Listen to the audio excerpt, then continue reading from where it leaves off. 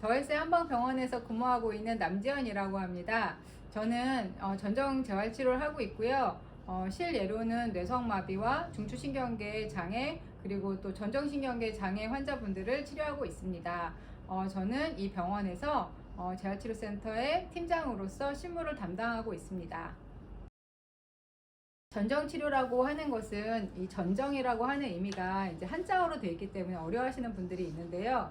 한국말로 하면 안뜰이라고 합니다. 그래서 위치로 따지면 귀 안에는 구조가 두 개가 있어요. 그래서 이제 전정계라는 게 있고 또 하나가 청각계가 있어요. 그래서 청각계는 여러분 잘 아시는 것처럼 달팽이관이 있고요. 바로 그 위에 이렇게 고리가 세 개가 있는 부분이 있거든요. 그걸 세방고리관이라고 하는데 거기를 전정계라고 보시면 됩니다. 그래서 아까 말씀드린 것처럼 거기를 안뜰계라고도 하는데 몸의 위치나 아니면 몸이 이제 회전을 하거나 움직일 때 그런 속도, 이렇게 고개가 이렇게 돌아가면 이 각도가 있잖아요. 그럼 각에 따른 이 속도, 이 각속도라고 하거든요. 그런 것들을 인지하고 몸에 이제 조율을 시키는 거죠. 내가 너무 빨리 간다. 그럼 천천히 가라고 하고, 내가 너무 천천히 간다. 그러면은 빨리 가라고 하고. 예를 들어서 실례로 말씀을 드리면 평상시에 적응되지 않았던 지면, 예를 들면 파도 위에, 바다, 물 위 이런 데에는 우리가 일상적이지 않기 때문에 그 부분에 있어서는 신경계가 조율이 안 돼 있는 거예요. 그러면 그거에 대해서 멀미가 나지 않도록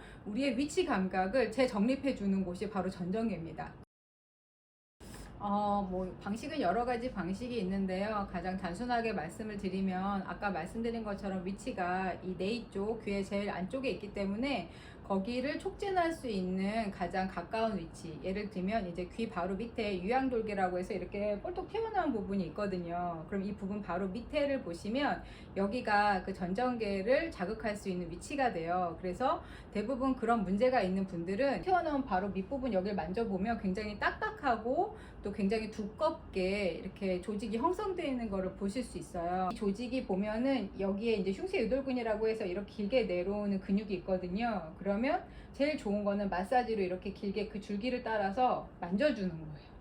그럼 그것만으로도 좀 풀리거든요. 그걸 이제 이완을 좀 시켜주시고, 그래서 좀 이완이 되면 그거에 직각 방향으로 이렇게 풀어주시면 조금 더 조직이 이렇게 좀 부드러워지는 걸 느낄 수가 있어요. 그러면 깊숙이 손이 들어가요. 그럼 그 안에 있는 신경들을 좀 만질 수가 있거든요. 조금 더 심부로 들어가게 되면 이 라인 자체가 실제로 보시면 경추 1, 2번에 해당되는 라인인데요. 이 라인은 실제적으로 이제 뇌신경 쪽으로 보면 호흡 중추가 연결되어 있는 부분이거든요. 그래서 이 부분이 잘 촉진이 되면 호흡의 깊이가 좀 달라지는 걸 느낄 수가 있습니다. 대부분 그런 전정계에 문제가 있는 분들이 호흡이 얕거든요. 그러면 그 호흡을 깊게 만들어주는 치료를 통해서 그 사람이 평소에 하지 못했던 중력을 감지를 시키는 거죠. 아까도 말씀드린 것처럼 전정신경계의 치료라는 것은 나의 무게중심을 밑으로 충분히 내릴 수 있게끔 만들어주는 거죠. 그래서 실례로 아기들 같은 경우에는 전정신경계에 문제가 생기면 호흡에 문제가 생기고 섭식의 문제, 그러니까 섭식이라고 하는 게 삼키고 먹고 빠는 건데 입 안에서만 돌면 얘네가 이렇게 호흡을 해요. 근데 원래는 이렇게 호흡을 해야 맞거든요. 근데 이렇게 호흡을 하는 건 무게중심이 밑으로 내려가는 거예요. 근데 이렇게 되면 호흡이 위에서만 돌죠. 그럼 그 부분에 대한 치료를 통해서 입을 다물고 호흡을 하게 되면 무게중심 밑으로 내려가면서 내가 밥을 먹으면서도 코로 호흡을 할 수가 있는 거죠. 그게 비강과 구강의 분리거든요. 그런 치료들을 하게 됩니다. 그러면 근본적으로는 정상 발달을 도와주어서 그것이 깊은 호흡을 통해서 산소가 머리로 전달이 되고, 그렇게 하면 뇌 발달이 잘 이루어지고 평소에 평정심을 잘 유지할 수 있고 화를 덜 내게 되고, 그러면서 좀 더 균형 잡힌 일상생활을 유지할 수 있는 그런 치료로 접목된다고 볼 수가 있겠습니다. 지환이의 사례를 조금 더 이제 구체적으로 예를 들 수 있을 것 같아요. 그래서 지환이 같은 경우에 제가 처음 만난 시기가 생후 11개월이었어요. 원래 이제 아이들이 태어났을 때 보통 채워야 되는 주수라는 게 있어요. 아이들은 대부분 10개월을 엄마 뱃속에 있는다고 하거든요. 보통 그래도 32주에서 40주를 채운다고 하거든요. 근데 지환이는 엄마 뱃속에서 6개월에서 조금 더 있다가 태어난 아이였어요. 그래서 보통 아이들의 평균 몸무게를 한 3.2kg 정도를 보는데 이 아이는 1150g으로 태어난 아이였어요. 일단은 기본적으로 뇌출혈 3기가 있었고 이 아이의 귀에 문제가 있었어요. 조산이기 때문에 그런 기관들이 제대로 발달해서 태어나지 못했다는 거거든요. 그렇다면 아까 말씀드린 그 전정계라고 하는 부분도 제대로 발달하지 못해서 태어났다는 거죠. 아시다시피 생후 1년 정도가 되면 걷죠. 아기들이 최소한 잡고 쓴단 말이에요. 근데 이 아이는 제가 만난 게 생후 11개월이었는데 그냥 바닥에 누워서 아무것도 할 수 없는 상태였어요. 딸랑이를 줘도 딸랑이를 잡지 못하고 뒤집지를 못하고 고개도 들지 못하고, 그래서 이 아이에 대한 치료 예후를 일반 이제 그런 재활 전문가분들한테 의뢰를 하고 물어봤을 때 이 아이는 네발기기, 그러니까 네 발로 바닥에서 기어다니는 것조차 어렵다라는 그렇게 예후 판정이 나왔었어요.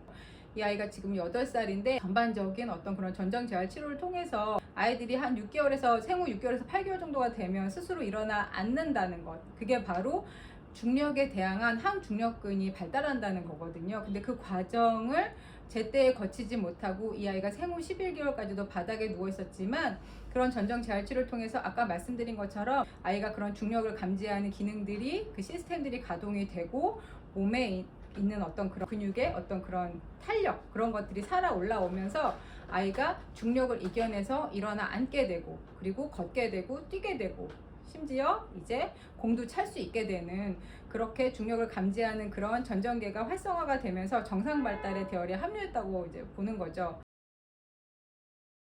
일단 짐볼은 엄마 뱃속과 같은 촉감이라고 생각을 해요. 우리가 바닥에서도 치료를 하고 뭐 높은 침대에서도 도수치료 많이 받아 보셨지만 공 위에서 있는 느낌은 마치 물 위에 떠 있는 것 같거든요. 근데 생각해보면 우리는 엄마 몸속에서 물 위에 떠 있었죠. 그리고 또 하나는 엄마의 자궁이라는 그런 푹신한 환경 속에서 나름대로 이제 발차기, 손차기 그런 식으로 하면서 이 말랑말랑하고 탄력적인 이런 조직들을 우리가 맨 처음 경험을 하고 태어났는데, 우리가 일상생활 속에서 운동을 하면서 이런 감각적인 경험은 하기가 어려운 거예요. 근데 발달학적인 면에서 봤을 때 발달은 원래는 움직임 발달이 먼저가 아니라 촉감에 대한 발달, 감각에 대한 발달이 먼저거든요. 그러면 그 감각이 내가 움직이고 싶다는 나의 움직임을 이렇게 동기를 부여해 줄 수 있는 그런 감각이 먼저 입력이 돼야 돼요. 했을 때 그 공이라는 그 말랑말랑하고 따뜻하면서 내가 움직였을 때 그 움직임만큼 반동을 줄 수 있는 그런 매개가 공이었어요. 그게 첫 번째고, 두 번째는 진동을 줄 수 있었어요. 공을 통해서. 근데 진동은 또 생각해보면 엄마 뱃속에서 아이는 끊임없이 진동을 받죠. 일단 엄마의 심장 소리, 그 다음 엄마는 계속 돌아다니죠. 그렇기 때문에 아이들은 진동을 수시로 받아요. 그래서 아이들, 그냥 정상 발달하는 아이들도 이렇게 안아서 이렇게 흔들어주면 잘 자죠. 울던 아이도 안아서 해주면 굉장히 진정이 되죠. 그것이 바로 진동 감각의 치료적인 효과거든요. 했을 때 공을 통해서 이렇게 흔들어주는 감각을 줄 수가 있었고, 했을 때 그 진동 감각이 일정하게 적절하게 아이한테 입력이 됐을 때 아이들이 정상 발달하는 걸 제가 볼 수가 있었어요. 그래서 그 두 가지를 통해서 공운동을 쓸 수가 있고, 또 하나는 뭐냐면 공은 축이 없죠. 공은 360도 회전이 가능해요. 그래서 모든 방향으로의 움직임 전환이 가능하거든요. 근데 엄마 뱃속을 생각해보면 아이가 탯줄을 통해서 아이가 연결이 돼 있죠. 아이는 360도 돌 수 있어요. 그래서 원래 배꼽을 통해서 근막이, 아이들 근막이 연결이 돼 있거든요. 배꼽을 통해서. 근데 그 근막 연결되어 있는 방향을 보면요, 그게 360도 방향으로 돼 있대요. 근데 그 360도 방향을 다 주기는 어려운 거예요. 근데 공 위에서 하면 360도 방향을 다 줄 수 있어요. 그리고 오른쪽 옆으로 누이고 왼쪽 옆으로 누이고 앉힐 수도 있고 엎드릴 수도 있고 똑바로 누울 수도 있어요. 심지어 세울 수도 있어요. 그래서 공의 크기에 맞게, 그 아이의 목적에 맞게 작은 공도 쓰고 큰 공도 쓰고 있어요. 사실 이렇게 이제 여러 가지 설명을 들으시면 아 이게 무슨 치료인지는 알겠으나 나와 무슨 상관이야? 라고 생각하는 분들이 많으실 것 같아요. 제가 이런 치료를 이제 일반 분들한테 적용하기 시작했다고 했잖아요. 근데 보니까 아까 위치를 여기를 말씀드렸잖아요. 근데 이 부분이 이제 악관절에 해당하는 부분이기도 하고 우리가 이제 평소에 긴장을 되게 많이 하고 살기 때문에 요 해당되는 부분에 굉장히 경직이 많아요. 그러면 우리도 모르는 사이에 여기에 이제 나쁜 물질들이 쌓이는 거죠. 그럼 여기가 되게 딱딱해지거든요. 이제 이 영상을 보시는 분들도 한번 만져보시고 내가 생각보다 딱딱했네 라고 느끼는 분들도 있으실 거예요. 그러면 이제 조용히 거울을 들여다보시면 여기가 생각보다 부풀어 올라 있는 분들이 많으실 거거든요. 그리고 어떤 분들이 있냐면 비대칭인 분들이 있었어요. 오른쪽 볼이 부어 있거나 아니면 오른쪽 눈이 찌그러져 있거나 뭐 그런 분들이 있었거든요. 근데 치료를 몇 회 안 했는데 이 부어 있는 게 확 줄더라고요. 그리고 작아져 있는 눈이 커지는 걸 볼 수 있었어요. 그래서 실제로 치료를 받으신 분들이 저한테 추천해 주시는 게 예뻐지는 치료다 라고 얘기를 먼저 하라고 하시더라고요. 임상적으로는 볼이 꺼지고 눈이 커지지만 의학적으로 들어가 보면 이 사람의 자율신경계가 잘 가동되는 치료인데 겉으로 봤을 때는 예뻐지는 거죠. 그 다음에 밤이 잠이 잘 안 온다. 내지는 낮에 내가 집중을 하는데도 집중이 잘 안 된다. 자꾸 딴 데로 정신이 흩어지면서 산만해진다. 그렇게 생각이 되는 분들은 한번 치료를 받아 보시기를 추천드립니다. 이런 미용적인 부분뿐만 아니라 일반적으로 이제 도수 치료다라고 생각했을 때 받으시고자 하는 목적들이 있잖아요. 예를 들면 교통사고라던가 아니면 디스크, 뭐 탈출증 내지는 협착증, 아니면 뭐 관절염, 아니면 몸의 정렬이 뭐 삐뚤어져서 내가 척추가 측만이 됐다. 아니면 뭐 아이들 같은 경우는 목이 좀 삐뚤어져서 사경이 왔다. 이걸 이제 기운목이라고도 하는데요. 그런 일반적인 정형 물리치료에 해당되는 모든 치료가 전정 도수치료로 다 가능합니다. 신경계를 다루기 때문에 근골격계 환자분들이 이게 근육이랑 골격 부분만 치료하면 되는 거 아니야? 라고 생각하시지만 근육과 골격을 지배하는 건 신경이거든요. 그래서 그 신경계를 먼저 치료를 하면 훨씬 더 효과적으로 치료를 받으실 수가 있어요. 그래서 여러분들이 생각하는 일반적인 근골격계 질환이라면 전정 도수 치료로 충분히 치료가 가능하다는 말씀 또한 첨가해 드립니다. 네, 감사합니다.